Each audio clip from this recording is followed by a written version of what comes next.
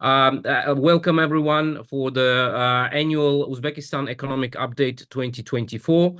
We have these events annually. They are quite popular. It's very good to see everyone. And today we have a busy day with an intense agenda. We have the ambassador of Uzbekistan of Europe in the European Union, who have supported us to organize this event. We have First Deputy Minister of Economy and Finance, who will give his presentation. EBRD, Chief Economist in Central Asia, will join us as well to make a presentation about Uzbekistan.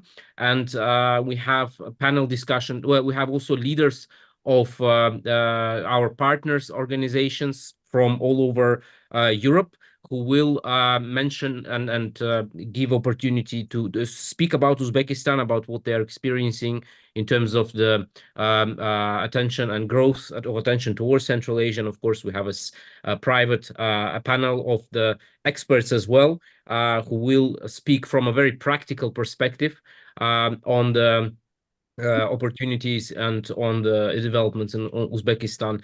Since our partners, Joint Chamber of Commerce, have I think an annual meeting today, and we are slightly delayed. Dorit, as a partner in Switzerland, I will give you an opportunity to tell us how Uzbekistan is perceived in Switzerland, and with permission, after that, I will let you go, of course, and then we can start the event also with opening remarks of Ambassador Fazilov. Thank you so much, Oybek. Do you hear me? We can hear you fine. Fantastic. So, Excellencies, friends of Euro-Uz and of Uzbekistan, ladies and gentlemen, good morning or good afternoon, wherever you are. On behalf of the Joint Chamber of Commerce, it gives me great pleasure to welcome you to today's webinar. A big thank you to our partner Euro-Uz for inviting us to participate and say a few words. The organization that I represent, Joint Chamber of Commerce, Switzerland, Eastern Europe, Central Asia, and the South Caucasus, is Switzerland's leading private sector organization that promotes and advances bilateral business between Switzerland and the Eurasian region. 11 markets in all, of which Uzbekistan is definitely a priority market.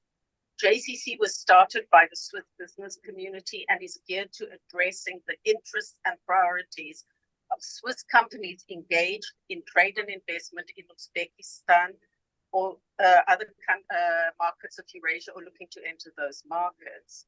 We are headquartered in Zurich, Switzerland, and Lugano. As mentioned, Uzbekistan is a key market in the JCC portfolio, and through the years, we have worked actively to promote bilateral business between Switzerland and Uzbekistan. In 2019, we launched a dedicated Uzbekistan chapter at what was an opportune moment, given the positive reform that had been launched in Uzbekistan, and the blossoming of new sectoral opportunities. The thinking was that the chapter was an effective way to channel more Swiss investment to Uzbekistan and strengthen the Swiss presence in the Uzbek market. And after years of an informal cooperation with Euro-Uz, we have tied that knot by becoming members in each other's organization, and we look at Euro-Uz as a dedicated partner in our work with Uzbekistan. Since the launch of the reforms to the Uzbek economy and policy framework have been widespread and significant, the election of President Mirziyoyev re-election was seen to provide a strong mandate for further reform that could enhance potential growth and reduce economic imbalances. Economic reform in Uzbekistan has moved into a complex phase in which the authorities, as we see it, are focused on sequencing after substantial progress in the past 6 years. Some recent measures highlight the opportunity, but also the challenges of transitioning to a fully market-driven economy, including by eliminating subsidized and directed lending, amid geopolitical uncertainty and social considerations. Nevertheless, e-commerce and fintech are poised to be rapidly growing sectors, influencing related industries like telecom, banking, retail, logistics, and infrastructure is another sector we see a great interest in. Value-added manufacturing, the automotive, machinery, and chemical industries, and not to be forgotten, tourism. I just got off the phone with a representative of the Swiss embassy in Uzbekistan with their commercial attaché, and he does confirm that in the last 2 years there has been an increased interest from Swiss companies, especially the infrastructure sector, to invest in Uzbekistan. I want to flag the fact that on June the 5th, there will be a mixed economic commission, Switzerland, Uzbekistan in Bern, and a delegation of high-ranking representatives of the Uzbek government will come. And there we plan to pursue further discussions on bilateral business in different sectors. So that is really where we stand here in Switzerland. You will, of course, hear in detail from the panel of highly esteemed speakers about the opportunities that are available in Uzbekistan. I want to wish you all a very interesting and productive webinar, and to thank Oybek once again for having us speak, and lots of luck today. Thank you very much. Thank you very much, Dorit, for your remarks. It's a great pleasure to work with you for a number of years now, and indeed to have you as former members as well. Indeed, we will also have remarks from our other partners from the EU who will speak after Deputy Minister. But now we had so Switzerland today is a great partner for the EU, and today you have started us into this journey of discussion of Uzbekistan's progress. Your Excellency, Ambassador Fazilov, you are a newly appointed ambassador to the European Union and Belgium. You have recently presented your credentials to the King, but you have been very, very active indeed over the past months, several months, to really start this year of 30th anniversary of partnerships between Uzbekistan and the EU. Your Excellency, you have the floor for the opening remarks. Thank you, Oybek.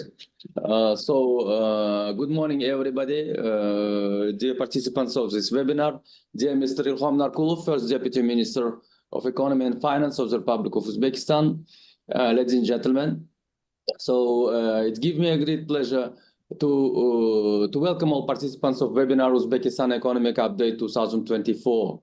I would like to take this opportunity to express my gratitude to Euro-Uz for organizing this event, which will present a good opportunity to summarize the main reforms achievements of Uzbekistan in 2023, as well as to inform our European partners about our vision and plans for 2024. Dear participants, large-scale reforms launched in 2017 under the leadership of the President of the Republic of Uzbekistan, His Excellency Shavkat Mirziyoyev, are consistently continuing and gaining new momentum. Our main goal is to build a secular, democratic state based on the rule of law with a strong civil society and an open market economy. To achieve these goals in 2023, we adopted the Uzbekistan 2030 strategy. The document aims to create a new Uzbekistan, which covers 5 priority areas and 100 concrete goals. One of the priorities is to ensure the well-being of the population through sustainable economic growth. In order to achieve this goal, it's planned to implement a number of tasks until 2030. In particular, bringing GDP to 160 billion and per capita income to $4,000, consistent continuation of transformation and institutional reforms in the economy, ensuring a favorable investment and business climate in the country, as well as implementation of a balanced monetary policy, efficient utilization of the local raw material base and development of advanced technology-based industry, transition to a green economy, dramatic increase in the use of renewable energy as its basis, deepening Uzbekistan's integration into global transport and logistic networks, and providing infrastructure projects with stable and long-term source of financing and other tasks. In addition, Uzbekistan actively seeks to diversify its economy and trade and investment partners. And of course, in this direction, European Union we consider as a reliable and long-term partner of Uzbekistan. We highly appreciate the European Union's support for ongoing large-scale reforms in our country, granting of GSP plus status beneficiaries to Uzbekistan, as well as assistance in our accession to the World Trade Organization. At the same time, we believe that the enormous potential of the EU is not fully realized in comparison with the trade, economic, and investment activity of other countries in the Central Asia region and in Uzbekistan particularly. In our view, the EU should be more active and play a key role in trade economy, as well as in the realization of major investment projects in Central Asia. In this context, we welcome the announcement of the EU's commitment to invest 10 billion euros in the Trans-Caspian Transport Corridor linking Europe and Central Asia. It was done at the Global Gateway Investors Forum for EU Central Asia transport connectivity here in Brussels at the end of January. Uzbekistan has created all necessary conditions for European investment, including a reliable system for the protection of investors' rights, establishment of business ombudsman institution, and uncompromising fight against corruption. I'm not going into details of the reform we are carrying out today in our foreign trade, economic, and investment spheres, because I'm confident that my colleague speakers from public and private sectors will provide more details on the latest developments and future tasks in our economic policy. At the same time, I would like to ensure that the embassy of Uzbekistan in Benelux countries in Brussels is always open and ready for active dialogue to attract more business circles from Benelux countries to Uzbekistan. In conclusion, I would like to emphasize that Uzbekistan is a reliable, stable, and predictable partner that offer win-win cooperation for foreign investors. All reforms taking place in our country have become comprehensive and irreversible, and you have to take into account it. I wish all participants fruitful discussions and a successful webinar. Thank you very much for your attention. Thank you very much, Your Excellency. Indeed, it's always a pleasure for us to cooperate with Embassy, and your driven your drive in terms of really moving the EU-Uzbekistan cooperation forward is, I think, also appreciated very much by the private sector. I think we have here joining us today His Excellency Ilhom Narkulov. He's the first Deputy Minister of Economy and Finance of Republic of Uzbekistan. Ilhom Aka, you've been instrumental and part of many discussions with the private sector. You've been at the ministry for a long time and at the forefront of many reforms as well, along with the team of the Ministry of Finance throughout these years. You have opportunity to give us a keynote to address the European companies and representatives today to tell us the story of Uzbekistan in 2023 and the outlook for 2024. Your Excellency, you have the floor. Hello to everyone. Thank you, Oybeke. Hi to Mr. Fazilov.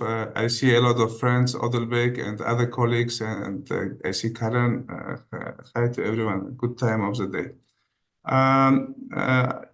Thank you for inviting, and I try to use this opportunity to update about the recent developments and the reform agenda in Uzbekistan, what we are doing and what we have done and what we have achieved so far, and what is on high agenda. I will not go back to the early stages of the new era of reform, where many colleagues they already know about the change in the monetary policy. Partially, Mr. Fazilov mentioned about the fiscal and the tax reforms and easing the trade relationship, especially with the neighboring countries, and our activity that we are speeding up to access the WTO.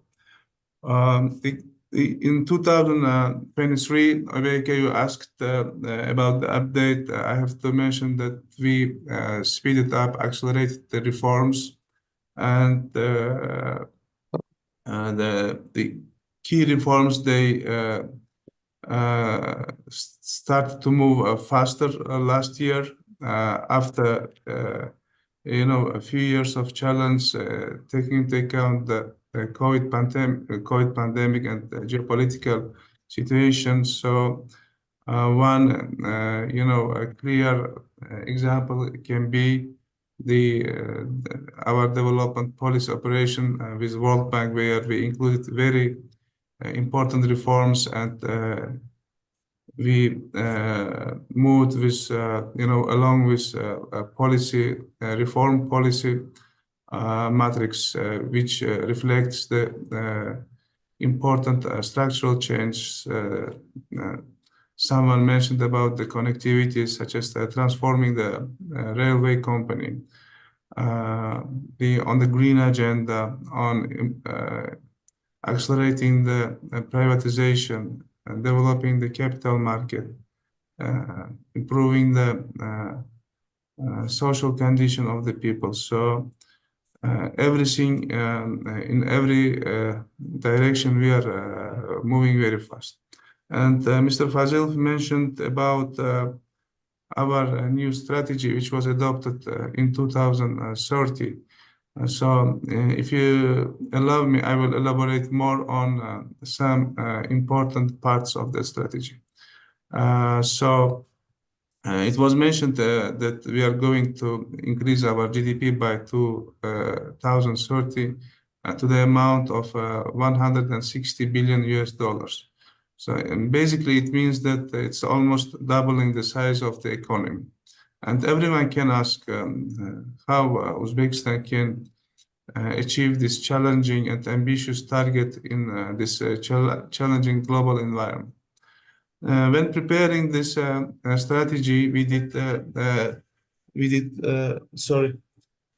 several horizontal and vertical analysis and the calculations, what we have to do, what sort of sectoral, what type of sectoral reforms, and how much investment we need. Our calculations are showing that in order to reach this target of economic growth, economic development, we have to attract altogether more than $250 billion US equivalent of investments in a cumulative basis during the next 7 years. And more than $110 billion US comes to the share of foreign investment, including the portfolio investment. And even if you go more deeper, so around 30 to 40 billion is PPP investment that we calculated in key infrastructure areas. Another approach was how we are going to ensure the macroeconomic stability, the external balance, the monetary policy, the price stability, etc. And we determined that there are good opportunities, and the reforms can help us, if we go in line with the global agenda, especially when we adapt to the needs of the sustainable development, be faster in implementing the green, in implementing the components of the green development model, and etc., etc. So that would help us both, to support the development of the new industrial sectors, take the bigger share in the external market, and also allow to ensure the sustainability, the stability of the macroeconomic condition. Now, I want to also mention about the recently adopted presidential decree early this month. Maybe some of you heard about this or not, but this is very important degree on 10 priority reform areas, which actually sets up agenda for many, not only the government organizations and agencies, but also the agenda for our partners, including international financial institutions, development partners. Basically, that can this degree helps us to identify in which area we can revise our country partnership framework, for example, with World Bank or ADB or EBRD or other international financial institutions. And taking into account that we are limited with some time, maybe I will quickly summarize and then give some highlights on these 10 priority areas. The first one is that ensuring the macroeconomic stability, where we pay much attention on, of course, ensuring that to follow the fiscal rules, to bring down the budget deficit below the 4%, improve the public finance management, and other reforms related to this. The second one is that ensuring the energy security, and most of you probably heard that we already started to step ahead with some tariff reforms later in the second part of the last year. And for this year, we are also we have some plans to continue with these reforms.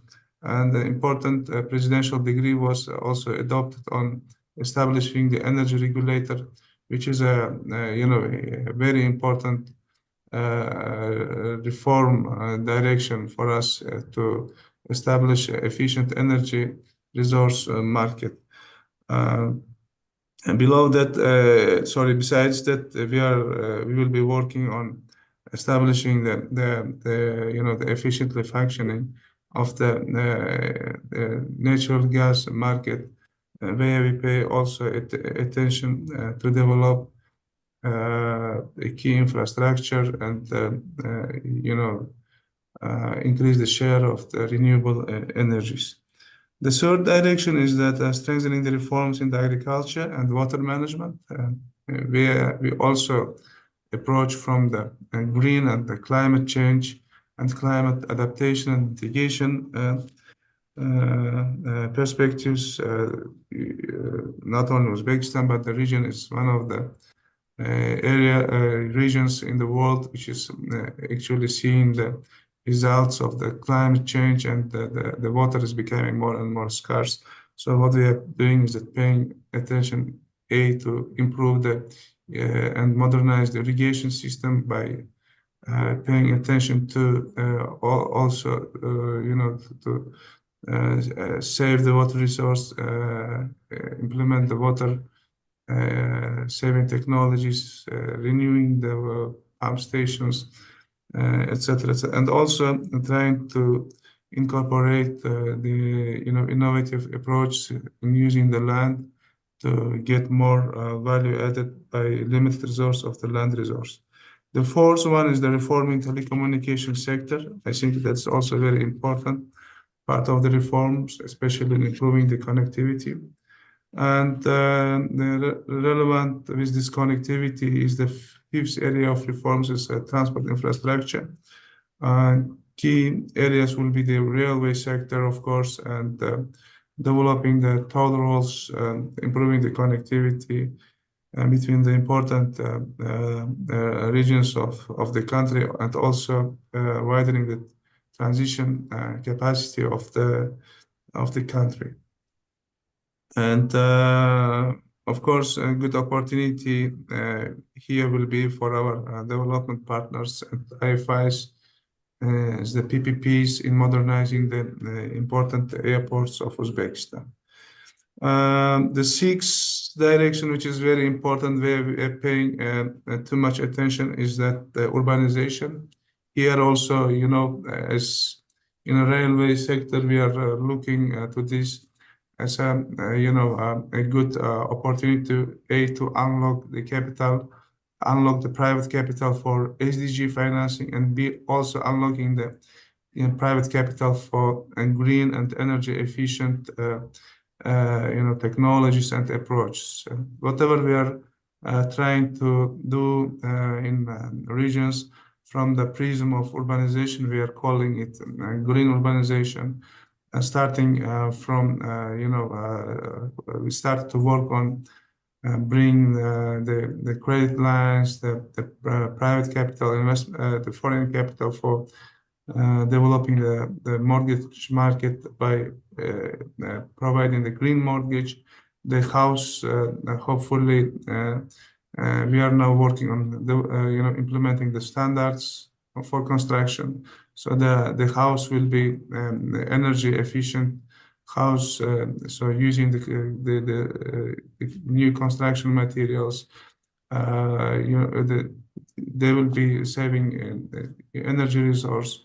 And the initial aim is at the beginning to save or to increase the energy efficiency of this house by at least 25 to 30%. And also these new residential areas or the urbanization areas, they will be using many renewables like for water, heating, or the heating system itself by cogeneration. It will be a centrally heating, and we are trying slowly to pull out the hand of the government in a good meaning of the word by allowing the private capital to do these projects on the PPP based. Of course, we understand that we need some scale there. So we are all the time thinking, on this key infrastructure, how we can bring and create a favorable condition for the private investment.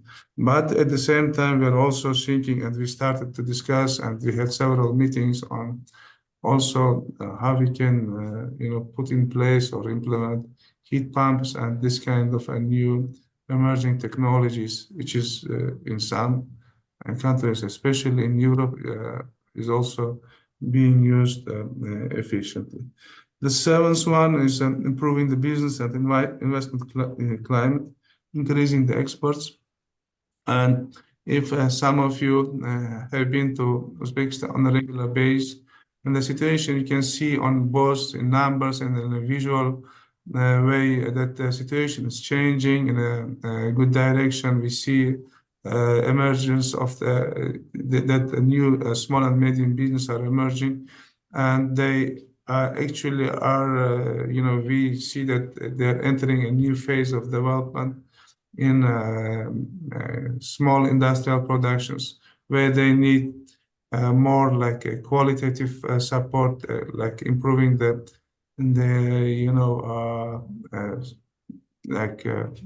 very simple things like design, bring down the cost, some technological things. So in some regions, we already started to implement this approach, where the role of the government will be to provide this small industrial zones or industrial producers by covering the cost of, if we bring a good engineers or technicians or designers or specialists in the area of marketing, etc., who help to access the international markets, including the neighboring country markets. So we can speak on this a lot. So the capital market development would be also one of the important area. Basically, we are now working on developing a new small and medium development strategy, where we have 5 pillars. The first pillar is improving the a competitive environment or environment for competition in the internal market, improving the access for everyone, the domestic market, especially for local national producers, B, improving the access to finance, C is improving access to land and infrastructure, and D is helping the national or domestic producers to access the external markets, and B, providing the efficient measures of the fifth one is to provide the efficient measures of the government support policy. So these are the 5 pillars for this, which will be the main directions of SME support. The 8th direction is the SOE and SOB privatization and transformation, and 9th is the development of domestic and foreign tourism, which is also a key area, and development of the green economy and innovation. So compared to what we were 2 years ago, we did a good, I think, step forward in terms of like doing practical things. We recently adopted a cabinet of ministers degree on establishing carbon credit market. Now we have a clear mechanism how we can implement several projects by accessing carbon credit market. So the aim is to create a carbon, make Uzbekistan as a hub in Central Asia. For that, we are implementing the MRV system, working with AFT very closely. So on IPOs and SPOs, on privatization, I will not go in detail. Maybe Odilbek and other colleagues will speak on that. And sorry for deviating from the time limit. So I had to say this using this opportunity. Thank you very much. Thank you. Your Excellency, Mr. Nurkulov, your intervention is always good.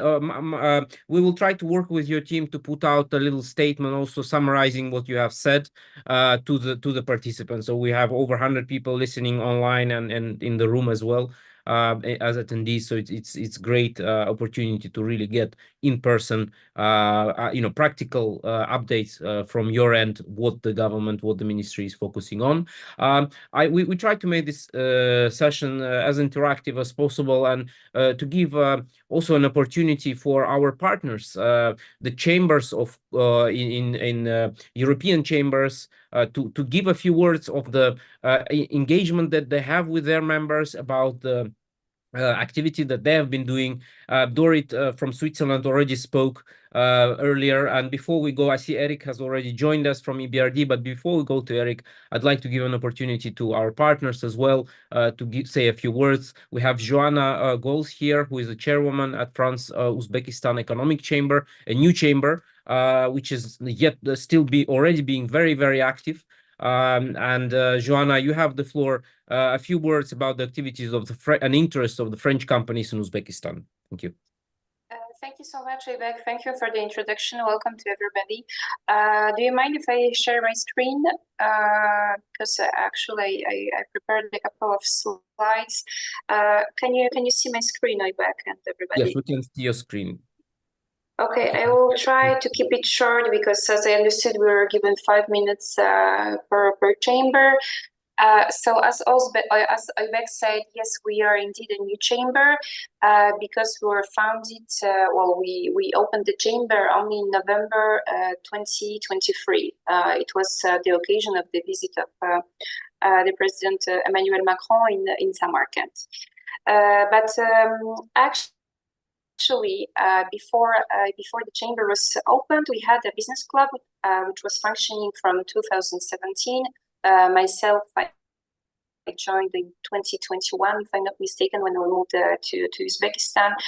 And so I think it's actually a great dynamics. It shows a very good move forward because Of course, a chamber is not the same as just a business club. We have a lot more possibilities right now, and we're acting as a more institutionalized body. So we have, of course, we are following a little bit the goals and what we're doing when we're in the chamber. But I can share my slides afterwards, so let's not worry for that. But we are much more now. So yes, of course, we reunite the interests of French and Uzbek companies, but we are here also as a platform for discussion, for networking, for events, because we try to listen to our members in regards to what they need and organize meetings and events in accordance with that.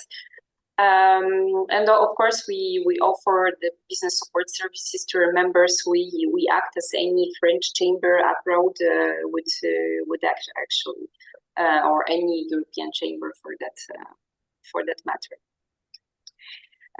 We are quite multiversal because we have our members covering most of the sectors that are present on the Uzbek market. So there are maybe slight differences in some of them, but we try to cover it all.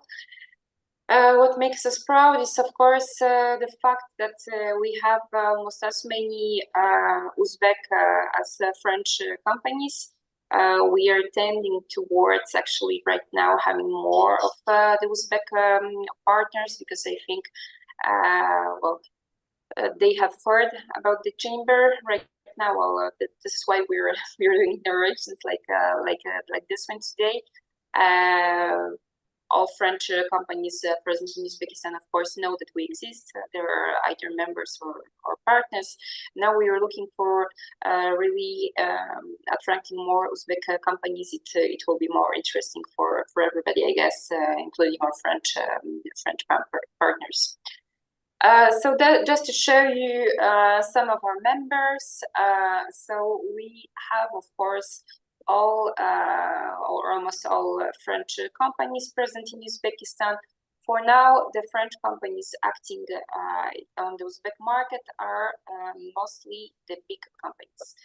If I am often asked to give an example of SME, well, unfortunately, I cannot, because they're not as present as we would like. But we're acting also in that direction.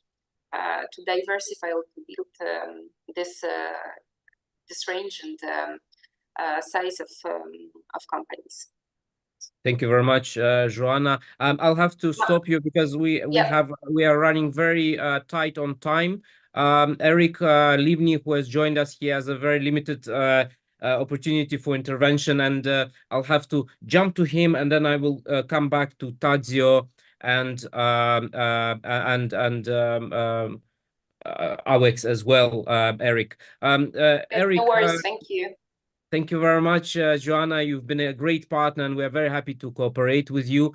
Eric, I understand you are time sensitive, so I'll give you an opportunity to start your presentation now. You've been with us for many years. It's a great honor to have you for us, and you have the floor. We cannot hear you, however. I understand. Thank you very much. Indeed, it is a pleasure to be with you all these years. I'm sorry you can only see a black square instead of my face. Something is wrong with my camera, but my face is not so important. I'm sharing my slides, and I'll try to go through my slides as efficiently as possible, starting with a beautiful picture of Uzbekistan, which I hope you can all see. Please confirm. Yes, we can see you.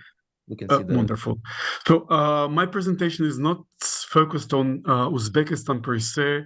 I'm looking at Uzbekistan in a wider context of Central Asia and also Mongolia. This is a country that EBRD operates in. First of all, I would like to show you a slide which makes it clear that Uzbekistan is no exception. There's not a very special case.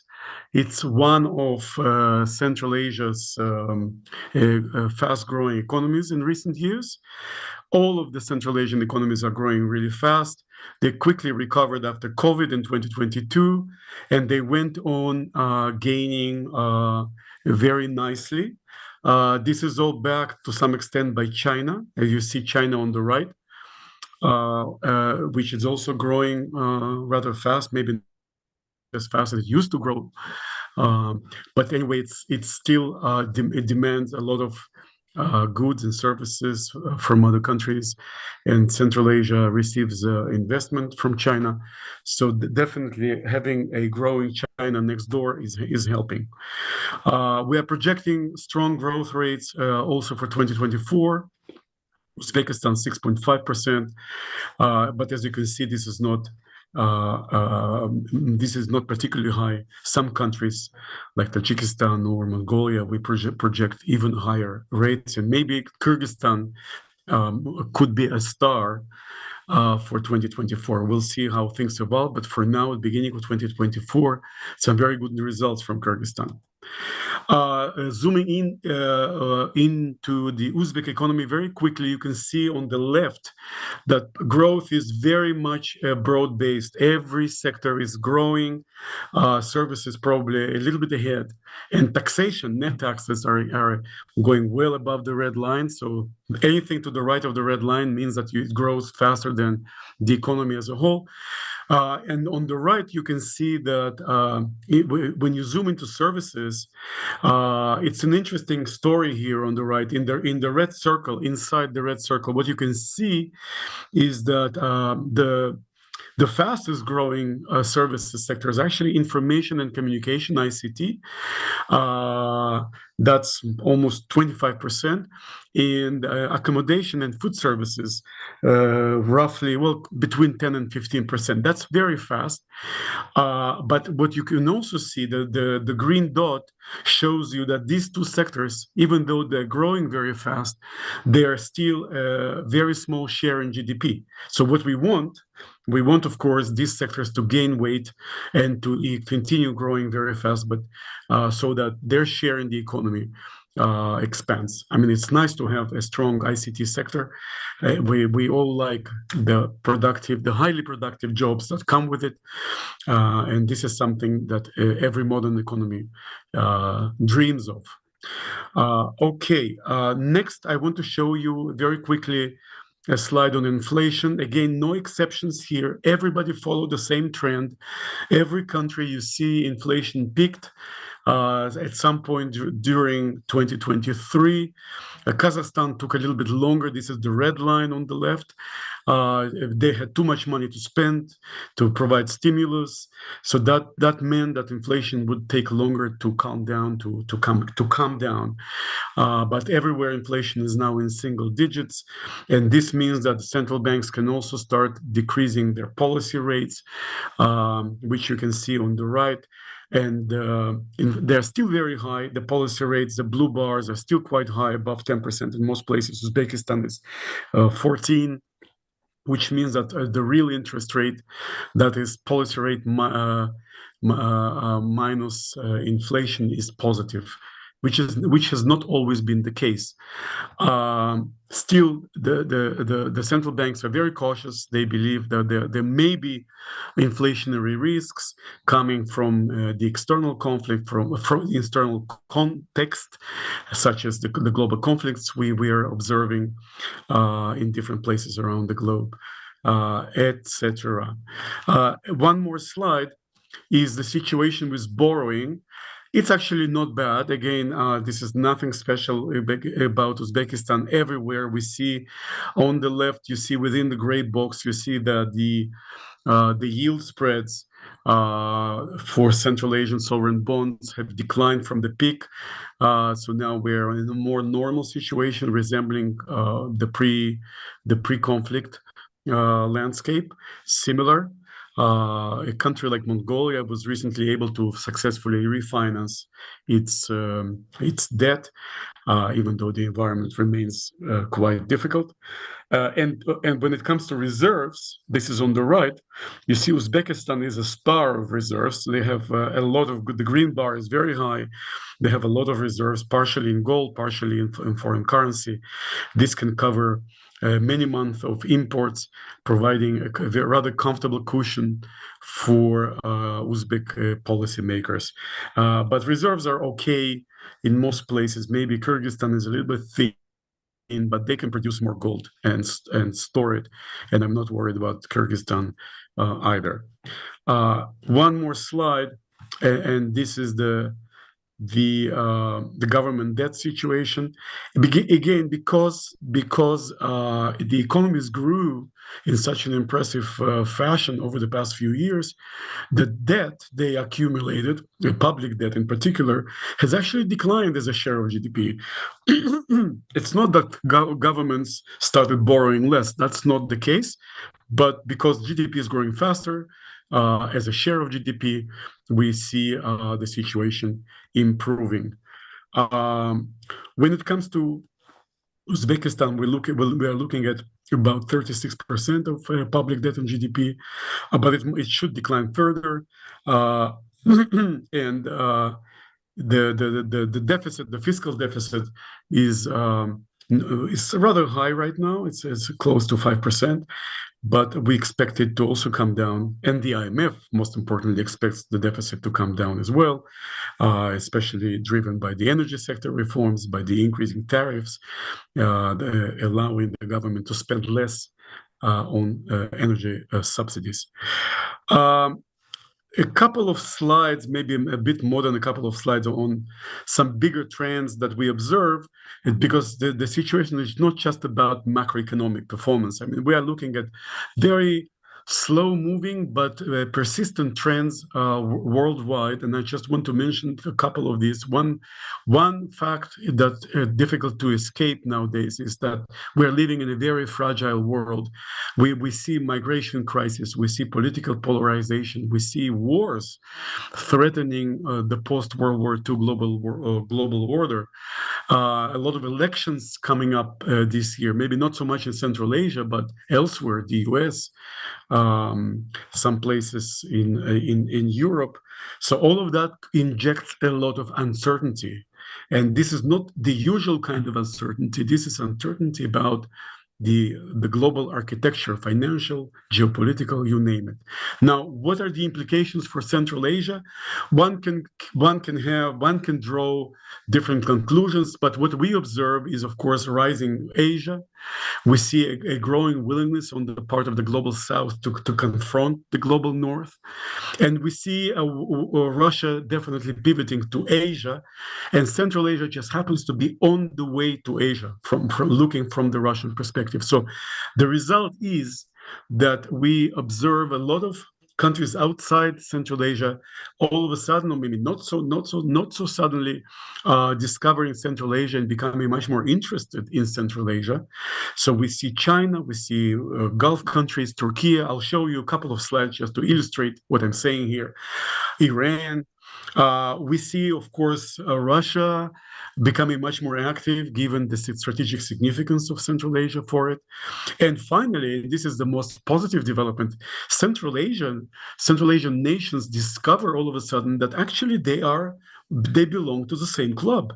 They belong to the same region, and they have a lot of common issues to address, which, starting from borders, which have been a major thorn in the back of everybody here, to water, to transport, to energy.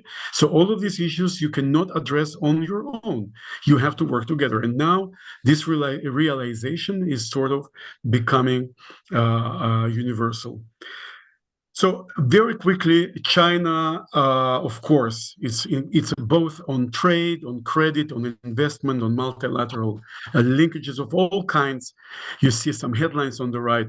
There is very much increase in activity. Other countries Again, I have no time here to go through the details, but you see a lot of investment from the Gulf. On the left, you see that this is very much concentrated in an area that is very important for the EBRD, the renewable energy. A lot of presence from Masdar and from Aqua Power, but it's not just that. It goes well beyond renewables. Ties with other Asian countries, South Korea, you see growing trade, growing investment. Turkey, that's very interesting, being a Turkic nation with a very strong traditional linkages to Central Asia. Turkey is definitely accelerating, definitely finding it more comfortable to operate in Central Asia, more important to operate. You see trade is going through the roof. You see investment. I'm surprised in the middle, you can see that Kyrgyz Republic and Kazakhstan, you see the two lines, the green and the blue, are kissing each other in 2022, which suggests that Kyrgyzstan and Kazakhstan are receiving about the same FDI, the same size of FDI from Turkey, but generally FDI from Turkey is on the rise. Again, some headlines you can see. Russia, as I said, trade, when it comes to trade, actually, Russia is becoming less significant for Central Asia because Russia used to be the distribution hub for Central Asia. This role Russia is about to lose or is already losing because it's sanctioned. So why trade through Russia when you can trade directly with your counterparts, be it Samsung or a car producer? So Kazakhstan, Almaty, is now emerging as a very significant distribution hub for the entire Central Asian region. This is actually good news because it means that delivery time will get shorter. But Russian investment is on the rise. This is the box on the right. We just received the results from the Russian data from the Eurasian Development Bank. So you can see how much Russia is investing, how many projects, and in what areas. Uzbekistan is the second largest receiver of Russian investment in Central Asia after Kazakhstan, but Kyrgyzstan is also there on the map. The Russian economy is also demanding a lot of labor from Central Asia. This is very important for Central Asia because the remittances from Russia are as important as ever. And unemployment rate in Russia is at its lowest point historically, and which means that demand for migrant workers is very, very high. And on the flip side of it, remittances are going to stay high as well. Let me skip this chart. Russian energy plays a role. Of course, we hear about Russia selling gas to Uzbekistan now via Kazakhstan, given the deficits we have here. But it's not just Uzbekistan, it's also other countries. And energy, or electricity rather, we are short on. So again, Russia is selling when there is a gap. So Russia is still very important. Now, this is the Central Asia integration slide. Just two more slides and I'll stop. So you see intra-regional trade. This is the chart on the left. You see the mountain rising, the blue mountain of intra-regional trade in Central Asia is very much increasing thanks to Uzbekistan. I must say, since 2017, since Uzbekistan opened up, it is playing a crucial role in driving this intra-regional trade. A lot of it is between Uzbekistan and Kazakhstan, but not only. And let me also note the mutual FDI. Again, the structure and the overall volume, maybe not very high. It's just 1.1 billion so far in 2023, but just the first half of the year. But that is already almost a doubling compared to 2016, according to Eurasian Development Bank. So these are all very nice aspects that we hope that this will translate into many more joint projects in energy, in manufacturing, in agriculture. Countries do complement each other. Uzbekistan has some unique assets. In particular, Uzbekistan has unique manufacturing capacity, which it preserved and also expanded in 30-something years of independence, including the automotive sector. And this is definitely something that can help other countries. And we already see, in fact, cooperation between UzAuto and its partners in Kazakhstan and even in Kyrgyzstan. I can stop here, or I can say a few more words about some other general trends without showing any more slides. This would take me 2 more minutes, or maybe 3. But Oybek, I leave it to you to decide. Eric, your input, especially the general outlook and the regional perspective, I think is very, very important. We have over 150 people watching, about 100 here, and I see 50 on social media. So it would be nice to just give you 3 more minutes, but really 3. I'll be very quick. Thank you, Oybek. So first of all, digitalization didn't start yesterday. It greatly intensified during the pandemic, as we know, and it kept gaining momentum ever since. What I would like to note here is that all 3 major digital capitals of Central Asia, or maybe 4 of them, Almaty, Astana, Tashkent as well, and Bishkek, they all created special, call it industrial parks or IT parks, high technology parks, as it is called in Bishkek. The idea being provide special benefits for incoming FDI companies in the IT sector, and this is very successful. Countries have been able to double and sometimes triple their IT exports, and they are now short on labor in this field. And I think addressing the education and training bottleneck is going to be crucial going forward. The fight against informality goes together to some extent with digitalization, because we have a lot of e-governance initiatives and banking becoming more and more digital. But there's also a call it criminal aspect of it. And there was a wave of fighting against informality recently, started by Kyrgyzstan, actually, which went after the big mafia boss, went after him, literally killing him. And the result was that the entire mafia organization structure of Kyrgyzstan was decapitated. Not just one guy, but actually many. This may not look very nice to some of us, but I don't think there are many other ways to fight in the organized crime. And what I also want to emphasize is that this fight against informality was expanded beyond the Kyrgyz borders, particularly to Uzbekistan as well. And finally, I want to talk about 3 more economic trends. One is, I'm going from the bottom up. So tourism is a sector that is very fast, has recovered, first of all, after the pandemic, when it was completely stopped in its tracks. But Uzbekistan in particular has amazing potential in the tourism sector. I wish we, the EBRD, could do more in this regard, but the country is definitely going to see a lot more expansion in tourism, but so do other countries. There's a lot of arrivals, international arrivals, and a lot of investment coming in, because tourism is equal money. On diversification and industrial policy, this is something that is catching gaining a lot of momentum.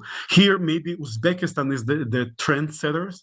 I think the idea of how Uzbekistan developed, for example, its automotive industry and its textile industry, this idea, this model is becoming popularized around the region. Other countries are trying to do the same. I recently spoke to the new Minister of Industry and Construction in Kazakhstan. He is totally now convinced that Kazakhstan as well has to go into the automotive industry. Textile is expanding in Kyrgyzstan, in Uzbekistan. It's with some problems perhaps, but it's a great success story. Countries have to create industrial jobs, manufacturing jobs, in order to move their populations out of traditional agriculture, at least to some extent. They need more productive jobs. Finally, water, energy, and transport. What is common to these 3 sectors is that all of them have to be resolved together. And this is where we're going to see a lot of investment from the IFIs, from the EBRD, and everybody else. There's no way out but invest, because we are short on energy, we are short on water, and transport is a major bottleneck for landlocked economies such as Central Asians. Thank you very much. Thank you very much indeed, Eric, especially touching upon things that are very important also for the European Union today. Middle Corridor and Central Asia in general, I think cooperation with Central Asia is becoming extremely important. Uzbekistan is really playing a leading role indeed as well. Before we move next to our other speakers as well, I want to make sure that today we have once a year this event, and we want to make sure to cover as much ground as possible. So I will ask my next speakers also to be strictly within the time limit that been given to them. But before going to the practical opportunities to the people who are in Uzbekistan, who work with Uzbekistan every day and have very this down-to-earth, very practical outlook on specific sectors, I want to also introduce two of our other partners who've been very kind to stay with us as well on the panel here and joining us, Tadzio and Eric, Association of European Business, and Alex, who has a delegation coming up. Maybe Eric, I will give you the opportunity to speak first, to tell us a little bit about your engagement with Uzbekistan and also your plans for this year, perhaps. Thank you, Oybek. Thank you for inviting me today, Your Excellencies, dear partners and friends. AWEX is actually the Wallonia Export and Investment Agency. That is an official government agency of the Wallonia region of Belgium. You may know that Belgium is composed of 3 regions: the French-speaking part, which is Wallonia, then Brussels, and the districts around Brussels that form the Brussels region, and Flanders. For the 3rd year in a row, we are organizing a trade mission to Uzbekistan together with the other region, with Flanders, and with the support, invaluable support of EUROS, that has been our main supporter and partner for this trade mission for the last 3 or 4 years. The mission will be led officially by the ambassador of Belgium.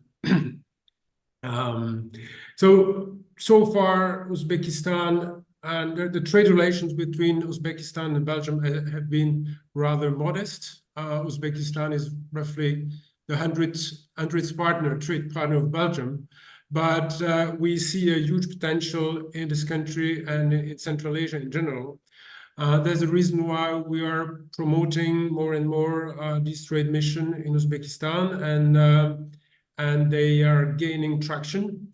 We see more and more interest, more and more companies ready to join in a variety of sectors. The registration for our next trade mission that will take place on the last week of May. We have already registered companies in a variety of sectors, which shows that the economic growth in Uzbekistan covers really a large number of areas. I will just mention them. I think it could be interesting for some of the attendees of this webinar. So we will have several companies in nuclear medicine, proton therapy, and cyclotrons for the production of radiopharmaceuticals. So this addresses the oncology sector, actually. So treatment of cancer. I know that it is a big issue in Uzbekistan, like everywhere, and that in Uzbekistan many people suffering from cancer have to travel overseas to get the best possible treatment. And what we are trying to do is to bring to Uzbekistan the best solutions to treat this terrible disease. Then we'll have company in providing educational equipment for colleges and universities. We'll have more FMCGs like alcohol-free beverages, cosmetics, flavors, and fragrances. One of the main exports of Belgium worldwide, but also in Uzbekistan, are pharmaceuticals and parapharmaceuticals. And we will have several companies and delegation active in the sector, so nutraceuticals and parapharmaceuticals. We'll have also a few companies active in infrastructure, in building material, in road safety technologies. also control systems, access control systems, and the registration is not over. Companies are able to register with us until the end of March, and I'm confident that a few other companies will join. And I want to use this opportunity to once again thank Oybek and all his team in Tashkent, who are providing fantastic support to our organization, and I hope to see you soon in Tashkent. Thank you, Oybek. Thank you very much, Eric. Indeed, so cooperation with AVEX has been important for us, and the fact that we have actually had already, I think this is the third mission that we will be supporting. That's a good sign. And of course, to AVEX mission to Tashkent, so we have a lot of listeners, companies who want to meet the Belgian companies at the end of May are more than welcome to contact us. We also have a Polish mission coming up, I think, in the autumn, and many others. So indeed, when you're looking to meet the European companies coming to Uzbekistan, feel free to contact us. Next, I would like to introduce Tadzio. He's the CEO of Association of European Business in Russia. European Association in Russia has been our partner for many years, and you are representing European companies still working and protect. I will let you speak. You know how to present it best, but indeed, many companies who have looked at Uzbekistan have come through AEB to look into Uzbekistan to become our members. We have been experiencing incredible growth as membership, also in many ways thanks to a cooperation with you, Tadzio. You have the floor. Thank you, Oybek, and Excellency Ambassador Vasilov, dear Minister Ilhom Narkulov. It's a great honor to be here today at this webinar and to take stock of what has happened over the year. And as the colleagues from the EBRD showed, actually the speed of what is happening is continues to be mind-boggling and breathtaking. I'm very glad that this history of success of Uzbekistan is a truly global story. These days, global stories are very rare. We live in a world that is moving away from globalization, and so I'm very glad that to see that Uzbekistan is truly kind of loyal and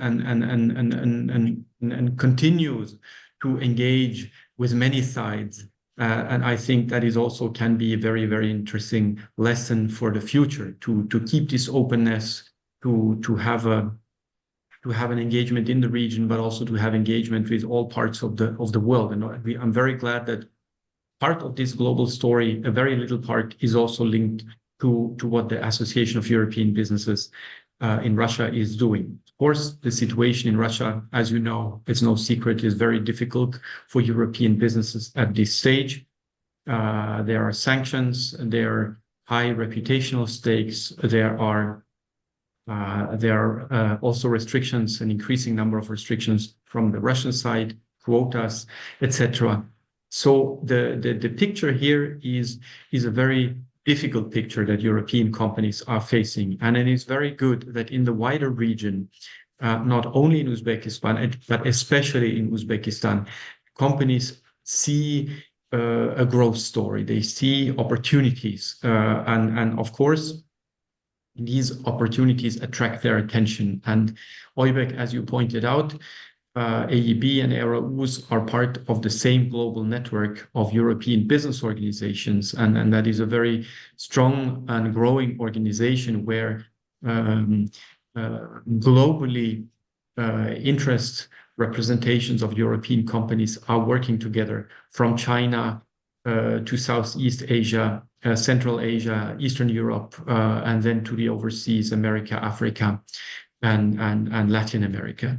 And it's a very strong and growing network where we can indeed learn a lot from the best practices that are developed elsewhere. And I think, Oybek, we can also be quite proud that in our maybe somehow smaller region than Africa and East Asia, we are nevertheless able also to innovate.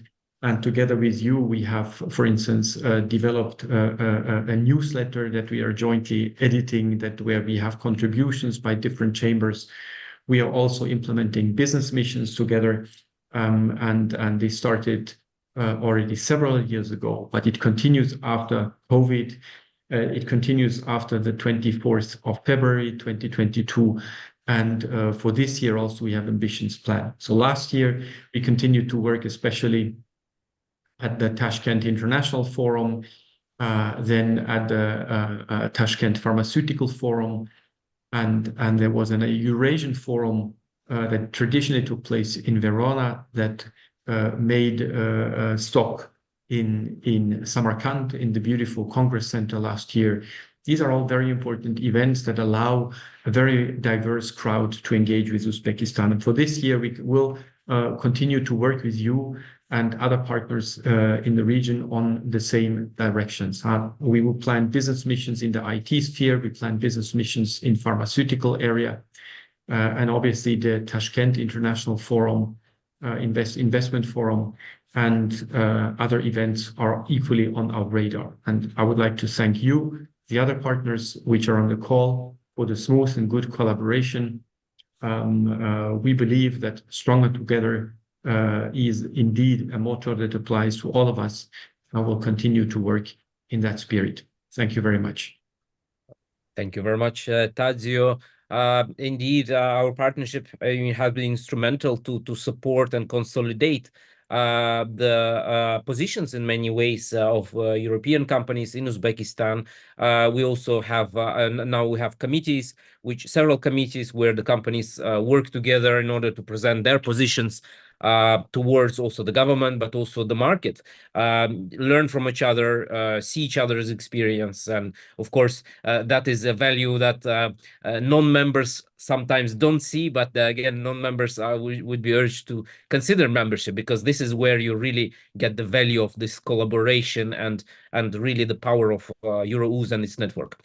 We have one of the things that I want to mention before we go to our biggest opportunities in Uzbekistan panel is indeed Tashkent International Investment Forum is going to happen on the 2nd and 3rd of May, and it is the biggest event today on the economic calendar in terms of really understanding the market, understanding what's going on. The registrations are still open, so I urge, we will send a follow-up email with invitations. Euro-Uz is the official event partner.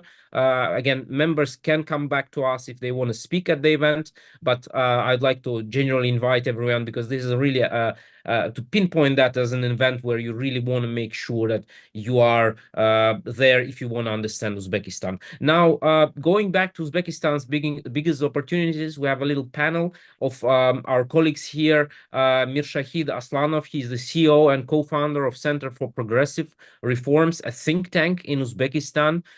We have Lyudmila Diakonova, I'm sorry, partner at Mazars LLP. We have Adilbek Isakov, who is the CEO of Infra-Asia Capital and the former Deputy Minister of Finance. He's also on the board of one of the biggest banks in Uzbekistan, but I will let Adilbek introduce that. And Karen, he is the managing partner at Avesta, a member of Euro-Uz, a good partner. You will see our newsletter on financial markets coming up every 2 weeks, and Avesta is behind that. Dear colleagues, I would like to ask you to speak briefly about the opportunities and within your core expertise and the practical outlook on Uzbekistan.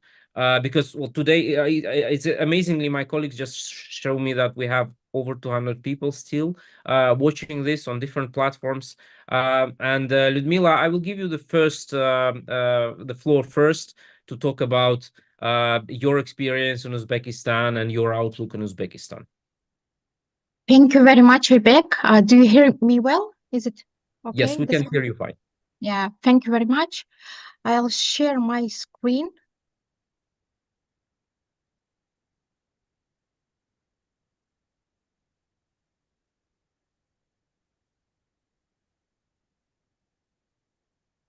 Do you see it? Yes, we can see that. Yeah. First of all, I would like to say Happy Ramadan to Your Excellency, Mr. Fazilov and Mr. Narkulov, and Oybek and other colleagues from Uzbekistan, and happy upcoming Nowruz celebrations to you. It is kind of great celebration in Uzbekistan upcoming later this week, and so happy celebrations to you. I will be very quick. My name is Lyudmila Diakonova, as Oybek said. I'm managing partner in Mazars Central Asia, and I'll be giving very practical outlook to tax matters in Uzbekistan and tax update. This nice picture is homage to the beauty of Uzbekistan, and it is truly, who has never visited Uzbekistan, it is worth visiting. It is a really great, beautiful country. There is a lot of things to see and to do. Speaking quickly about Mazars, it is kind of international company with roots from France, with headquarters in France, and it is 79 years old company. We're integrated audit company, providing all range of audit, tax, accounting, and financial advisory services in Uzbekistan. So I will be speaking about structuring setup in Uzbekistan. When you come to do business in Uzbekistan, first of all, you need to understand what kind of options do you have when setting up business in Uzbekistan. Here, I'm presenting to you 3 structures, which are kind of best practice in Uzbekistan now, and most commonly used structures in Uzbekistan now. I'll explain the differences. Structure 1, it is a representative office of the head office, which is a foreign company. Structure 2, it is a permanent establishment of a foreign company, which is called here head office. And structure 3, it is a limited liability company of a foreign shareholder company or companies. So these are 3 different structures which are widely used by business in Uzbekistan. Representative office, it is used only for non-commercial activity. You need to remember this. It doesn't pay any kind of corporate income tax, any VAT, payroll taxes only, and it may be suitable just for market investigation and research period. No commercial activity is allowed for representative office. It's kind of subdivision of a foreign company, and it is not really interesting for the projects for investors who plan to do commercial activity in Uzbekistan. The second structure is a permanent establishment of a foreign company. It is actually a subdivision of a foreign company. It is not legal form. It is just tax registration. Permanent establishment is the same here as in the meaning of OECD guidelines or in the meaning of treaties on avoidance of double taxation many countries do have, and all tax advisors do understand what is permanent establishment. It is the same term. And so this permanent establishment is available in Uzbekistan, and it is just tax registration, as I said, and it is really popular for EPC contractors. It is really popular for businesses who do construction in infrastructure projects from abroad in Uzbekistan. And here you need to understand that why investors do prefer this permanent establishment. It is because normally big kind of infrastructure projects now going on in Uzbekistan, they kind of have like a lifetime of 3 up to 6 years. And that is why investors prefer to register permanent establishment rather than registering a limited liability company. The key disadvantage of permanent establishment compared to limited liability company is the head office, which is kind of which will create this permanent establishment in Uzbekistan, is liable for all legal risks on the activity in Uzbekistan. So you need to make sure you don't have legal risk, or you have kind of safe guards in terms of legal risk, in terms of your activity in Uzbekistan when you are creating a permanent establishment and registering a permanent establishment.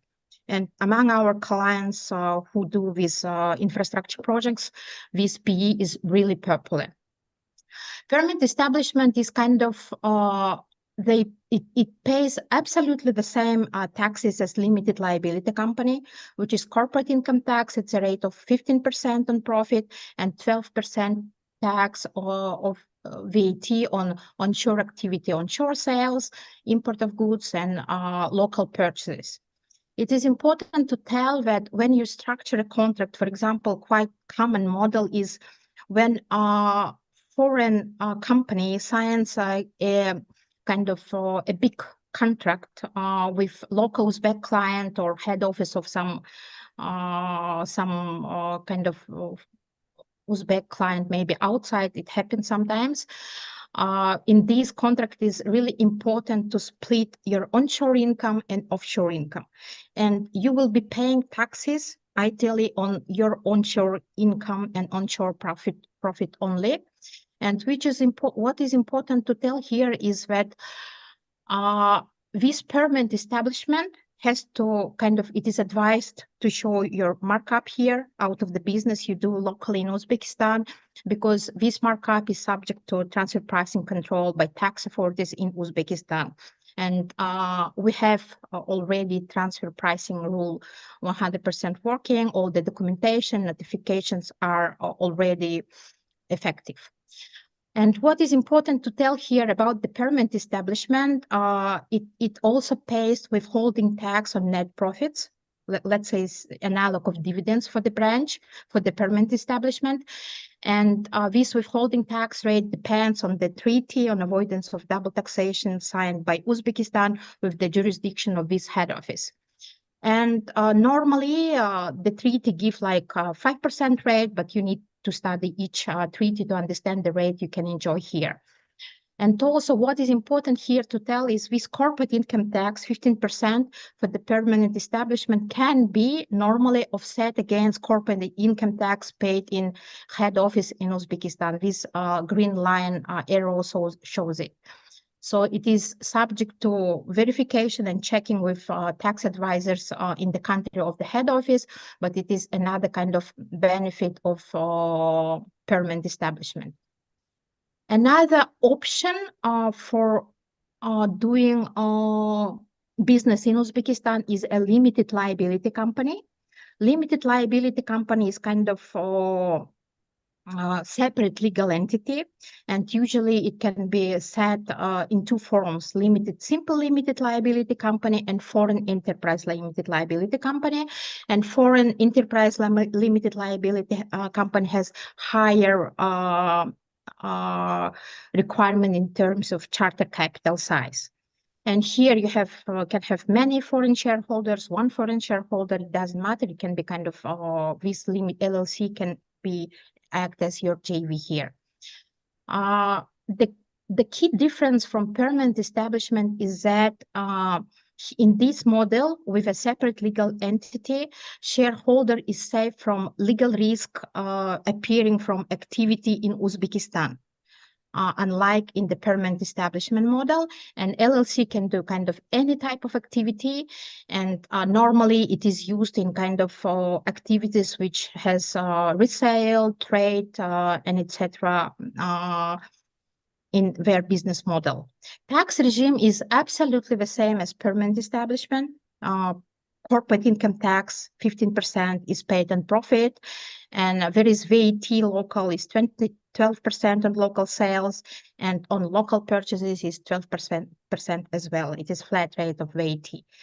And so what is important here, you need to watch out for the permanent establishment risk for the shareholder, because similar to all the kind of OECD models everywhere worldwide, if employees of shareholder companies or sister companies from foreign kind of related entities will be coming to Uzbekistan, for example, some engineers, some kind of top management, and etc., and spending significant time in Uzbekistan, this activity may lead to creation of the permanent establishment of this foreign company. And in this case, this foreign company is obliged to get tax registration as a permanent establishment, and all local companies paying to this foreign entity will become tax agents with obligation of 20% of withholding tax. So before setting a structure in Uzbekistan, you need to kind of analyze this point and make kind of very wise structure that doesn't lead to any tax risk to you for you. And speaking about recent positive news in taxes, actually, I would like to highlight here that it is not on these slides, but it is important to tell that in accounting, there is great reforms are going on already since 2019, and companies are allowed on volunteer basis apply international financial reporting standards. So instead of local GAAP, you can report in IFRS as well. It is volunteer even for small-sized companies, and this IFRS is mandatory for public companies and significant taxpayers and kind of major taxpayers. I am sorry. So it was about IFRS. About recent positive tax news. Since 2024, years open for tax audit by the tax authorities were decreased from 5 years to 3 years. It is actually great advantage for the foreign investors, and level of tax risk attributed to your activity in Uzbekistan has kind of nearly twice reduced. And so it is kind of really good news for you.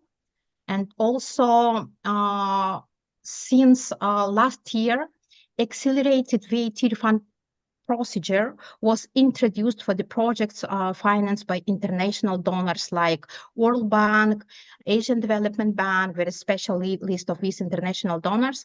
And this accelerated VAT refund is required for the projects where you don't have kind of VAT exemption and you need to pay to local in terms of local purchases, VAT, and etc. And it is kind of additional cash out, and the refund process is kind of takes time, normal refund process. And for these projects, it is accelerated up to 10 days with refund procedure. And it is interesting for the projects that have VAT exemption based on the Cabinet of Ministers of decrees of the Cabinet Ministers or some VAT exemptions. And this accelerated I'll have to cut you off because we have a lot of speakers. What I suggest we can do is that we can share the presentation as well following this event online. But I will give you an opportunity for 30 seconds for your final remarks. Also, my final remark is that in Uzbekistan, we evidence very high level of digitalization in tax reporting and document flows. And it is higher than in Kazakhstan because we have office in Kazakhstan as well. And we evidenced that during last 3 years, Uzbekistan has done great reforms here, and everything is digitalized except for HR documentation. Everything else is on the portal and digitalized. So it is really good for business, and come and do business in Uzbekistan. Don't be afraid.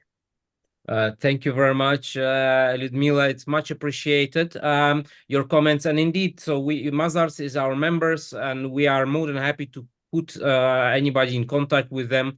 We have a lot of companies indeed looking at the market, trying to understand the things that have been just explained. Next, I'd like to introduce our next speaker, Adilbek Isakov. You are the CEO of Infra Asia Capital. You are former Deputy Minister of Finance in Uzbekistan. You were at the forefront of many reforms over the past years. And of course, we would very much like to hear your comments on the situation in Uzbekistan and what you're doing now as well. I think could be very interesting to hear. You have the floor, 10 minutes. Many thanks, Oybek and Euros. It's a great pleasure to participate in this webinar. I think I was impressed by the quality of speakers and their presentations. I think one of the big things about Uzbekistan this year is that it will become $100 billion economy, $100 billion. It is a massive achievement, in my opinion, because when you reach $100 billion, you are serious. Investors view that as a important milestone.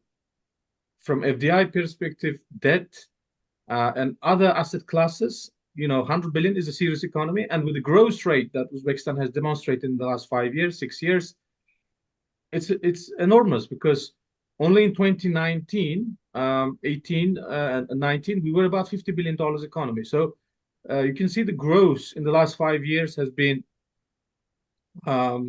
twice. I mean, the economy has doubled. And as per First Deputy Minister and Mr. Narkulov mentioned, there's a lot of plans to double the economy by 2030, to double the economy from when the strategy was set to $160 billion. Population 37 million people from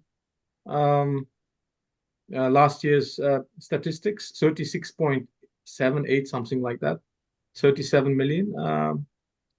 And it's also growing fast. I think it's faster than, before 2016.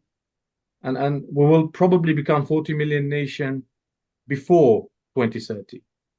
That represents a lot of opportunities, for as a market, a lot of opportunities as a investment destination. Uzbekistan's economy is showing all the signs of consumption-driven economy. We have at the moment negative trade balance, so we import more than we export nowadays. So which means that most of the growth is coming from the domestic consumption and government consumption, and all the investments that's being spent right now. So economy as a whole and the outlook, as described by other distinguished speakers before me, is representing a very positive dynamics. And one common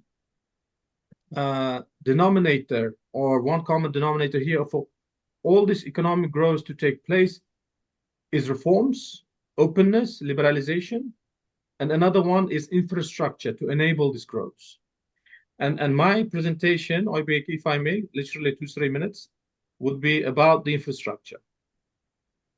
So just first of all, as you rightly mentioned, infrastructure capital that now is nearly 1 year old, and we've been doing mostly infrastructure advisory in Uzbekistan, focusing on key areas which are priority for Uzbek government, which are, from PPP point of view, make economic and commercial sense, and those projects obviously are or needs to be bankable for private sector to go in. And so we in Fraser Capital helping investors to invest in Uzbekistan in the infrastructure sector.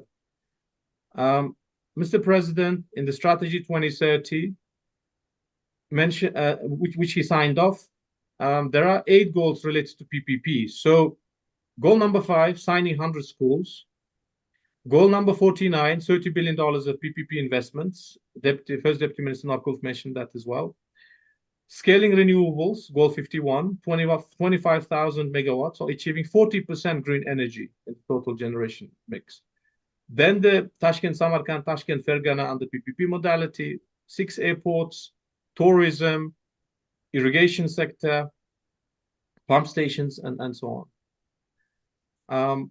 And the $30 billion, based on our previous conversation with the Ministry of Economy and Finance and other stakeholders, is that there's about nearly half is power sector. Power has been the success story globally, in my opinion, of the PPPs in Uzbekistan. Education comes next, as mentioned. The schools, the birth rate being nearly 1 million children per year, which will require more schools, more nurseries, more universities, more such educational facilities that the government needs to focus on to invest in human capital, which would be the most important asset 10, 15, 20 years down the line. And of course, other sectors are utilities. Of course, Soviet era infrastructure is now old in major cities. On top of that, urbanization is putting a lot of pressure on the existing infrastructure. So be it Tashkent, be it Samarkand, be it Bukhara, Namangan, Andijan, Karshi, Termez, in any major cities, there will be a number of large utility projects, drinking water, sewage water, roads, and low voltage lines, transformers, and stuff like that. It's a sort of a natural destination, I would say, for a country that's growing that fast, and urbanization that's growing even faster. Healthcare is another one. So again, very much centric to the people, and we've already had success stories in healthcare sector using PPP. Irrigation, currently working on a few projects where investors are investing in renewing the pumps and replacing those pumps to more energy efficient ones. So it's good for the environment, less energy usage, and also much more efficient in terms of cost. Social housing, economic zones, and transportation, which was already mentioned. So it's about that kind of $30 billion, which may change between now and then, because priorities may change, which obviously sometimes government or from government's point of view or from private sector's point of view, one sector could be better than the others in the next 7 years. But nevertheless, this is kind of shows more or less a detailed picture of what's coming. Now, one very important factor here is economic growth. Economic growth, macroeconomic stability, the fact that government has been growing fast, and the fact that there's been a number of reforms, whether it's public debt management side or SOE fiscal risks management side or other areas, to make sure that there is clear macroeconomic balance. Inflation being obviously targeted at 5% by central bank, or total debt ceiling to be put at 60%. These are all very important to drive those investments, because one needs to make sure that when you are investing in a country, especially when there's contingent or direct liabilities are implied to the government, then you need to make sure that government is able to pay those, and hence all these reforms, growth focused reforms, or those reforms aiming to achieve macroeconomic stability, as mentioned, inflation targeting, or making sure that debt levels remain relatively modest, and risks are mitigated. And Eric mentioned about the high FX reserves. These are all part of the parcel. So as long as Uzbekistan keeps this balances, this position of strengths, then investors will become comfortable that the country will be able to meet direct and contingent liabilities coming from the PPP investments. And I think that the government is putting their thoughts and heart into this. Ministry of Economy and Finance is working on fiscal risk assessment, and obviously making sure that whichever contingent risks that is coming with those investments, government will be able to meet. So with this, I would like to close. Thank you again, Oybek, for this seminar, inviting us, and wish everyone the best. Thank you. Thank you very much, Adilbek. 10 minutes exactly. That's incredible, and thank you very much for that. Indeed, so we have a question on PPPs, which I will let you answer during the Q&A session, please. And then next, I'd like to give the floor to Karen. So he's our partner and managing partner at Avesta. Karen, you've been in this market for a very long time, and I know you have a very practical, very sort of the down-to-earth view on the market, and you're one of the first, especially the Avesta is one of the first experts really on the financial markets in Uzbekistan. I will 10 minutes, Karen, and please let us know your opinion on where Uzbekistan is going and how things are developing in your core expertise sector. Thank you. Yeah, thank you very much, Oybek. Thank you for having us and the great collection of the experts on the panel.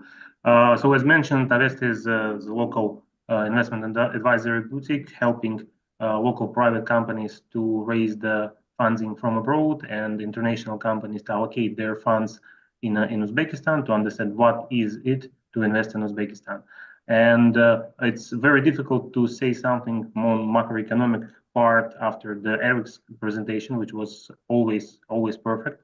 So will try to probably overview some ideas that we raised to our investors in our annual letter this year, what might be interesting and especially for 2024 and 2025. So keeping in mind that the government is keeping this policy on inflation targeting, on keeping the FX rates depreciation lower, but at the same time, introduction of the new utility tariffs that mentioned by Deputy Minister Narkulov, implementing some additional spending, cutting the budget expenses. So this year will be probably quite tough for the economy and the government in general in terms of the keeping the inflation, keeping the rates on the same level. So with this, we expect that the broad money base will be still lower, and the central bank will keep their very conservative policy in terms of the monetary. And in total, the lending rates and the deposit rates will be still very high. And I remind the people on this session that Uzbekistan have 100% guarantee for the retail deposits in Uzbekistan without any limits to keep the banking sector very attractive for the population. And in these conditions, we believe that the private debt and private equity and a corporate bonds market will be very interesting in next couple of years because a lot of private companies now, they are close to the age of borrowings. They increase the leverage, and at the same time they are lacking for the collateral, and the banking industry only doing the collateralized lending, corporate lending in Uzbekistan. So that's why we're seeing that alternative types of the funding will be very popular, and it's a chance to a number of international investors who will be brave enough to take currency risk in Uzbekistan to get very high margins. So with the current deposit and the corporate bond rates at 23 to 27%, depending on the company, and if the FX depreciation will keep below 10%, you could imagine how high returns could be for the very high quality companies. So currently, the companies which are looking for issuing the bonds are top companies in their sectors and industries. So it's a good reputational, good business structures. They do reporting already, as Ludmila mentioned. This IFRS reporting is even it's very slow, and it's supposed to be 2 or 3 years ago, but it's now implementing by some top companies, and they could provide you with a good reporting. So we believe this might be a very big topic for next 2 years, especially if our new regulator will be able to manage to change some legal parts of and aspects of this process. So what we suggest now to them is changing the issuance documentation. So the issuance documentation for the bonds should look like normal prospectus that investors usually see in Europe or in other developed markets, and also allowing the issue of bonds in a currency. So the idea is the banks are doing lending and deposits in dollars or in other currencies, while corporates cannot do the same for the corporate bonds. So this is something that we expect to be done within next 6 months, and probably everything which is related to this market should be interesting for foreign investors. Another topic is the development of the legislation in terms of the collective investment schemes. Mr. Sakov spent a lot of time on doing this, and he knows how difficult the process now in our country. But we are raising this issue again to the to the regulators, to the market, and hopefully we will have something changed within next year or something. It will allow to bring to the market some interesting product like real estate investment trust or ETFs for the gold or something like this. And this is where we see interest from the local retail investor base, and as well foreign investors could participate in the process. Another topic is what Mr. Sako mentioned is the infrastructure and strategic projects. We see some additional interest not just in infrastructure and this and the big project, but also in pharmaceuticals, in construction materials sector. We know that some of the companies from the European Union are looking for the market, considering building the plants or buying the local companies. So again, returning to the topic that the private equity and private debt might be a big topic for next couple of years. Definitely, there are a lot of risks and problems in terms of the legislation, and Mila mentioned some parts of that. We expect that the government will be pushed by the business community to change this legislation pieces, some restrictions, obstacles, and a lot of things would be done very easily without taking much effort in changing some big legislative parts like laws or something like this. I guess I will try to save another 3 minutes for the next speakers, and we'll be happy to add something on a practical side in Q&A session. Thank you very much, Karanaka. And Mr. Hidakya, next I will introduce you, and thank you very much again for bearing with us. I wanted to keep you also towards the end, because you can also do a very good wrap-up of what has been discussed. Of course, Center of Progressive Reforms is a relatively new center, which has been established last year, but you have been extremely instrumental in actually supporting and really pushing certain legislation recommendations to the government in terms of changes. And I think this is a very, very important process. You are also our members, you are our partners, and we'd like to hear from your side how the prospect of reform is moving in Uzbekistan, and of course economically how Uzbekistan is going to perform in 2023, what your expectations are, and maybe some comments on the previous speakers' remarks. Mr. Hidakya, you have the floor. Oybek, thank you very much. Ladies and gentlemen, esteemed colleagues and distinguished guests, as a representative of the Center for Progressive Reforms, an independent think tank dedicated to fostering sustainable development and social political progress in Uzbekistan and the Central Asian region as a whole, I'm honored to discuss Uzbekistan's economic outlook and the new opportunities emerging in our journey towards the progress that we are discussing. So our center's mission aligns closely with the nation's aspirations, advocating for evidence-based policies, nurturing a legal culture, and enhancing regional cooperation through the diverse collaboration with different experts. So speakers before me have mentioned some of the progresses Uzbekistan achieved last year, and of course some challenges that remain with us. Definitely Uzbekistan, Oybek, as everyone spoke, is a success story. Since embarking on a comprehensive economic reform agenda in 2017, the country has been substantial market liberalization, has seen business environment improvement, and foreign investment traction.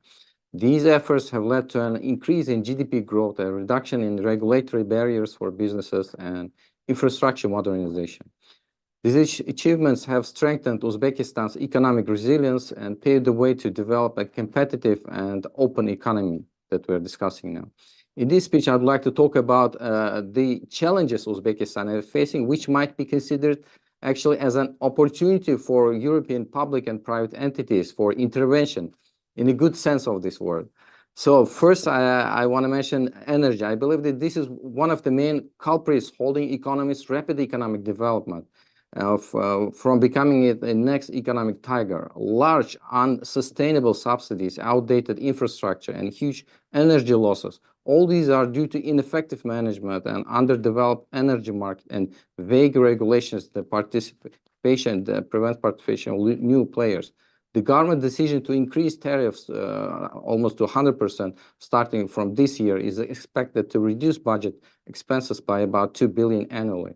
This reform not only brings tariff closer to market regulations, but opens lots of new opportunities. Second, I believe is technology transfer is another area where European companies may, in cooperation with EU institutions, work to achieve mutual beneficial cooperation. For example, Belgium provides their exporters a know-how financial support and covers substantial expenses related to production and export of innovative technologies. European companies at the forefront of many technologies related to renewable energy, energy efficiency, smart grids, or environment management, diversification of energy sources, promoting energy efficiency areas. I believe they can be very helpful. So one of the promising areas, for example, is the use of ground heat, as our previous speakers spoke. I believe that using the German experience, for example, might be very helpful to us. Another biggest issue is transport. I also believe that this is where Uzbekistan and other Central Asian countries are lagging behind, actually. Uzbekistan is one of the very few double landlocked countries should be focusing heavily on developing transport infrastructure, working on streamlining local, regional, and interregional transport system. There are many initiatives in this regard, right? The Middle Corridor, BRI, North-South corridors. If EU countries don't compete for this market, then it will be mostly China developing regional transport system. This is not in the interest of Central Asia, which doesn't want just to become a transit zone for another country, but also to develop as an active player in global trade and politics, which would be based on mutual interest and will be rule-based. Labor excess is another challenge. Uzbekistan is facing an acute excess in labor.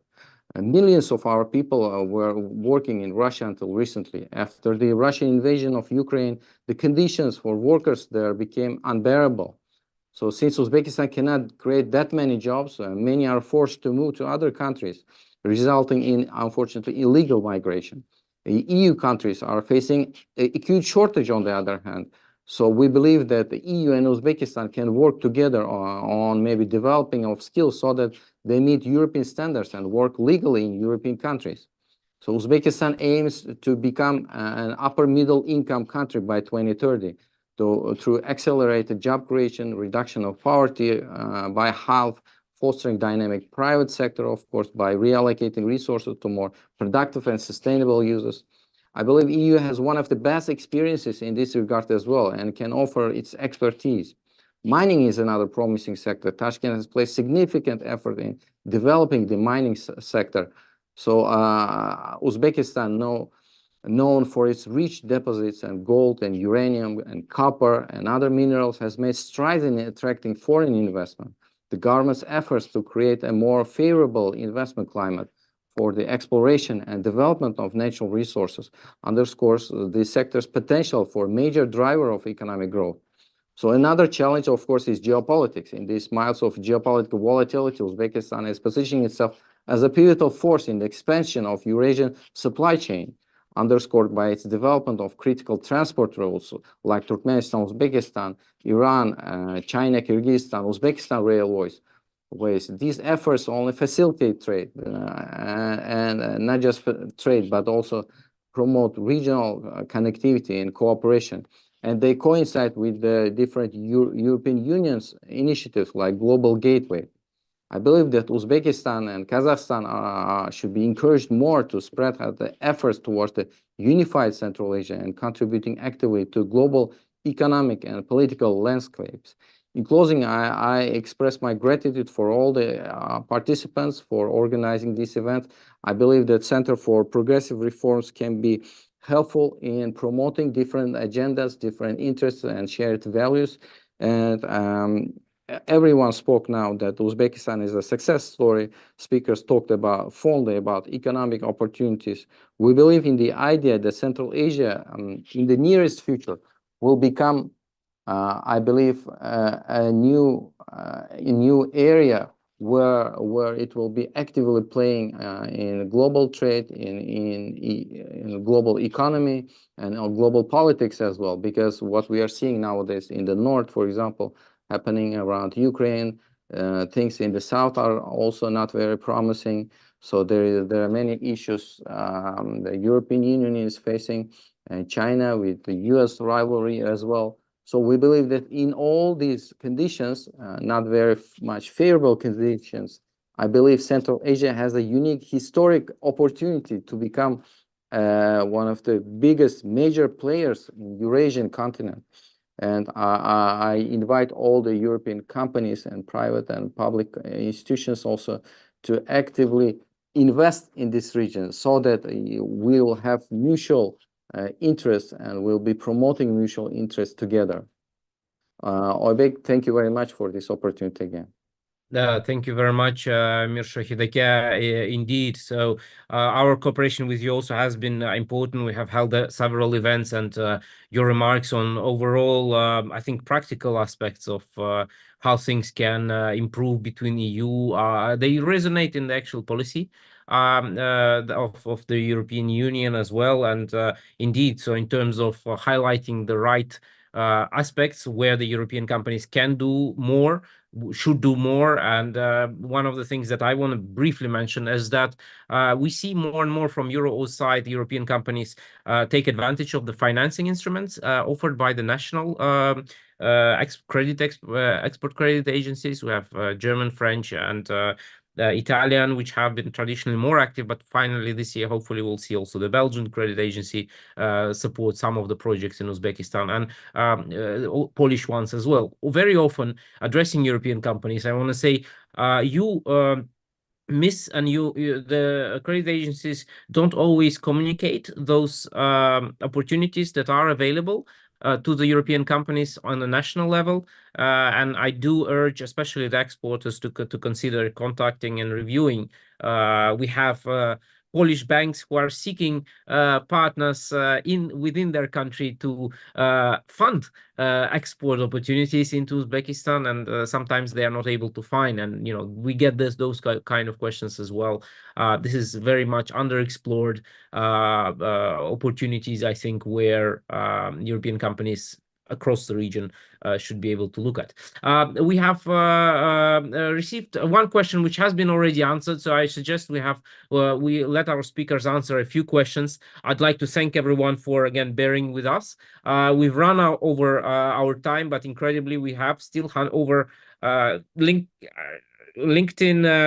We have over 40 people, and we have the Twitter thing has still 90 people listening to us, so which is quite incredible 2 hours into the event. But if we still have any questions, please do type them not into the comments but in the Q&A session. But I will have Ludmila, you can see the question that has been asked here, I hope. Would you be able to address it? Setting up a microcredit company requires a license. One of the conditions is that the shareholder must not be residents or have bank account in offshore countries. The list includes Switzerland, Netherlands until 2020 included, and includes some EU countries like Cyprus. This law blocks from investing in such companies. Will this change? Well, actually, this question is really specific. And already, I think Karen maybe has something to tell here. If you have some understanding what's going on here with the developments, but I would like to highlight that unfortunately we don't have law practice, just tax and finance practice, and it is pure legal question. Maybe Karen, you have something to add here?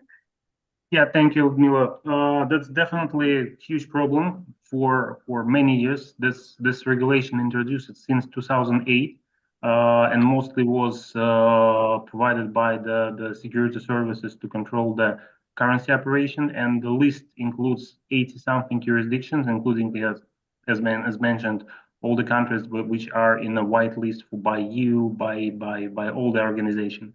And it's not just for microfinance organization, it's for bank investments as well. So literally by legislation, any investment funds, which are most located in a Cayman or whatever, cannot invest in Uzbek banks, which is terrible.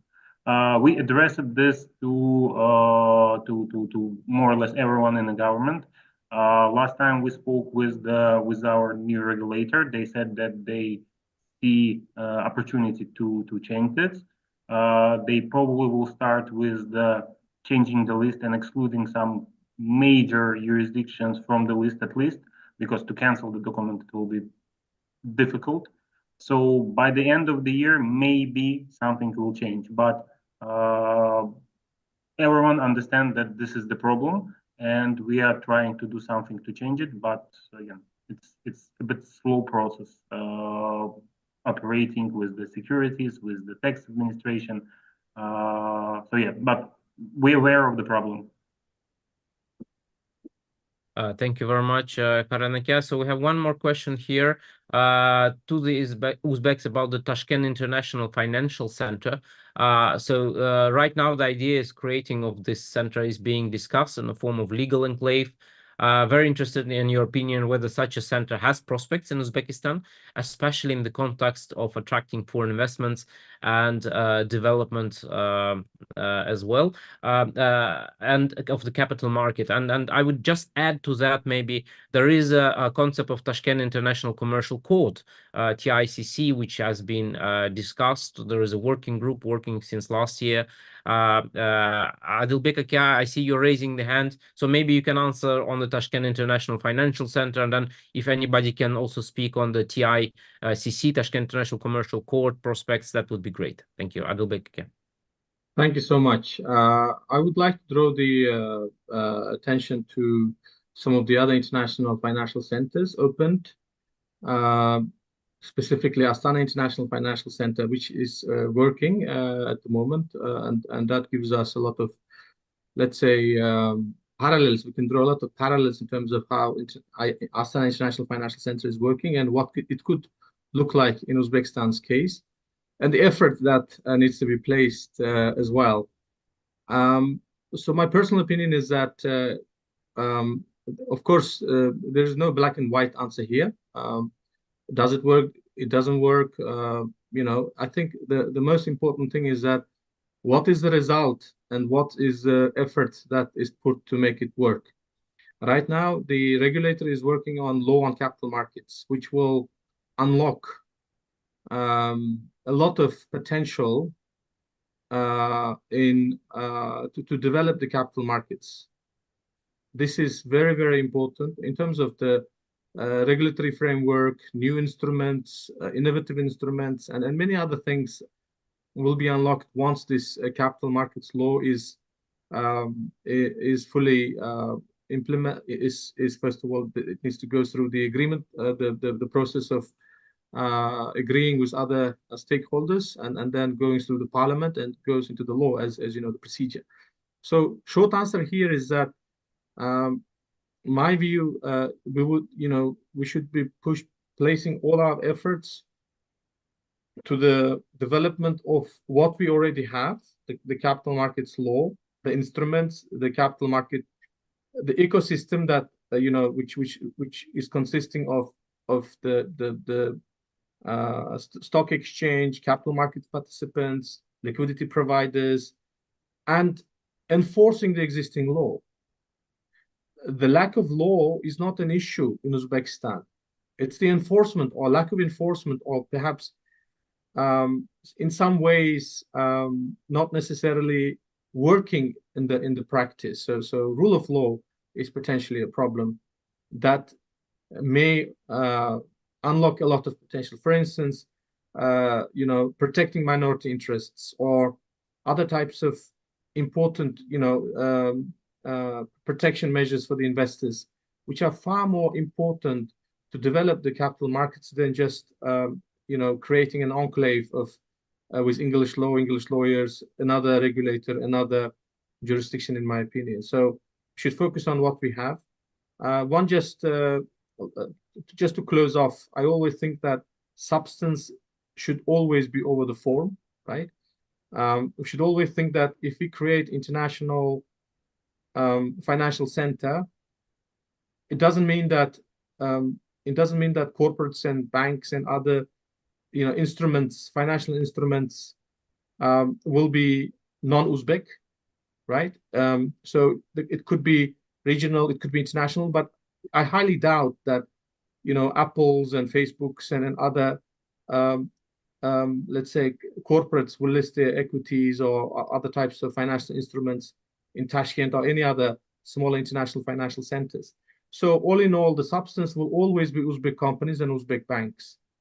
All in all, we will have to rely on, for the expansion of capital markets in general, we'll have to rely on the sound policies, sound reforms, protection of the rights of investors, and of course compliance of those joint stock companies or companies to the joint stock law, or later on it will become capital markets law, and play by the rules. That's very, very important. And plus, on the other side is, of course, going to be the domestic savings, which is very much linked to the GDP per capita, and other important indicators. So that's why we should always look at the substance and not the form. Thank you. Thank you very much, Adilbek Aka. Thank you very much, everyone. I think we are at the time where we will wrap up. I want to thank everyone for joining us today, for making the time, for the speakers, but also for the amazing audience. I have never closed off yet an event after the pandemic with 200 plus people. We are still 200 plus people. 100 people exactly are watching on Twitter, whose algorithms I really don't understand. But that's as long as it's important. It also shows the interest in Uzbekistan, I believe. That it's still growing. I want to again thank all of our members who have supported us, who made this possible. We are 100% member-funded organization, and I do urge everyone to consider joining us in order to deliver better quality, and in order to continue support European businesses in Uzbekistan. Again, thank you everyone for being here today, and I look forward to reconnecting with you soon. Thank you. Thanks a lot. Thank you.